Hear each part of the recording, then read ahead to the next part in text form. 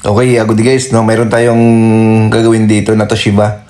So, ang error nito guys, E74, no? So, kapag E74 guys, ang Toshiba, ang laging problema niyan, ayaw umikot yung motor, no? E74 error yan. So, ang naging issue diyan minsan gearbox, motor, capacitor. So, dito guys, ang ginawa namin dito, tinject namin to. So, ang naging problema nito guys, ngat-ngat ng daga, no? Yung wire ng capacitor guys, nangat-ngat ng daga, no?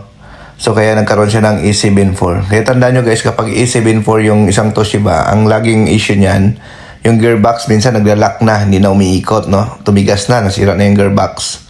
Minsan naman, tulad nito, yung capacitor niya guys, putol yung connection. Kaya nagkaroon yan siya ng E74 error. Hindi niya mapaikot yung pinaka motor or gearbox, no? So ang A74 guys, pwede niyo yan sa i-reset, no? Pag lumabas yung A74 kasi, pwede niyo yan sa i-reset, no? So, ang pag-reset niyan guys, ang pipindutin niyo lang, preset, set course, no? Ito, preset, set course. Yung tatlo na yan, long press niyo lang yan hanggang mawala yung pinaka-error, no? Ganun po ang yan. Long press niyo lang yan hanggang mawala yung A74 na error, no? So ganun po ang pag-reset niyan. Kasi guys, kapag lumabas yung A74 na yan, pag hindi niyo yan sa i-reset guys, kahit anong gagawin niyo, lalabas yan.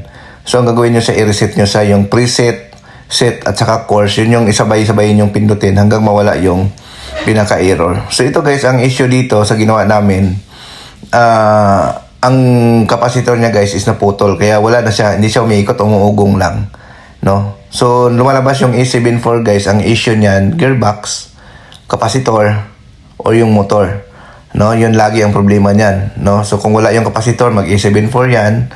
Pag nag-stop yung gearbox, nag-A74 din yan. Ngayon, pag umingay ang inyong washing machine, dumadagungdong pag nag-spin, tapos lumalabas yung A74, matik yan, gearbox problema niyan. Double check nyo, naglalak yung gearbox, no? So, yun. So, tips ko lang doon sa mga baguhan, no? Para hindi kayo maligaw kapag lumabas yung E74 pagdating sa Toshiba, no? So ito guys, ang naging issue nito guys, yung capacitor lang, no? Kaya nagkakaroon siya ng E74 na error. Nangat-ngat ng daga yung wire ng capacitor, kaya ang nangyari, hindi siya iikot kasi nga wala na yung pinaka-capacitor niya, kaya nagkakaroon siya ng error, no? So yan, at least nagbigay tayo ng idea guys para doon sa E74 error, kung ano dapat ma-check kapag nagkaroon siya ng E74. Okay, thank you.